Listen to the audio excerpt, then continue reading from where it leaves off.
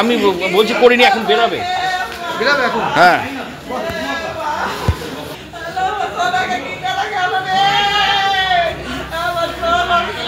মেলায় কাপড় বিক্রি করতো। তারপর হঠাৎ 8:30টার দিকে ফোন আসে বাড়ি থেকে যে ওখানে হাজার বোন ওখানে পড়ে আছে। গ্রামের লোক আমরা যাই, দিয়ে দেখি মাথায় বাঁ সাইডে ফুটা টাইপের আছে। তো এখানে গিয়ে তারপরে ওখান থেকে সিঙ্গাপুর গ্রামীণ হসপিটাল আমাদের নিয়ে আসা, ওখান থেকে রেফার করে মালদা।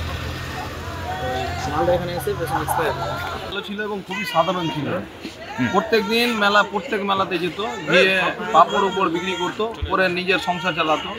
এরকম যে ঘটনা ঘটবে আমাদের মানে পুরো জালালপুর এই ঘটনার পিছে মানে ভেবে তাল পাচ্ছে না। প্রশাসনকে অবশ্যই আমরা মানে মনে করাবো যে যতটা পারে ইনার প্রতি যে মানে ক্ষতি করেছে বা পরিবারের ক্ষতি করেছে তাদেরকে কঠোর থেকে কঠোরতম শাস্তি দেওয়া হবে। কাপড় বিক্রি করে দিন আনা দিন খাই লোক, খুব সাদাসিধা লোক, খুবই ভালো লোক, সামাজিক লোক। ওকে যে এইভাবে মেরেছে, আমরা বলবো প্রশাসনকে, তাদের যারা মেরেছে তাদেরকে উচিত শিক্ষা যেন প্রশাসন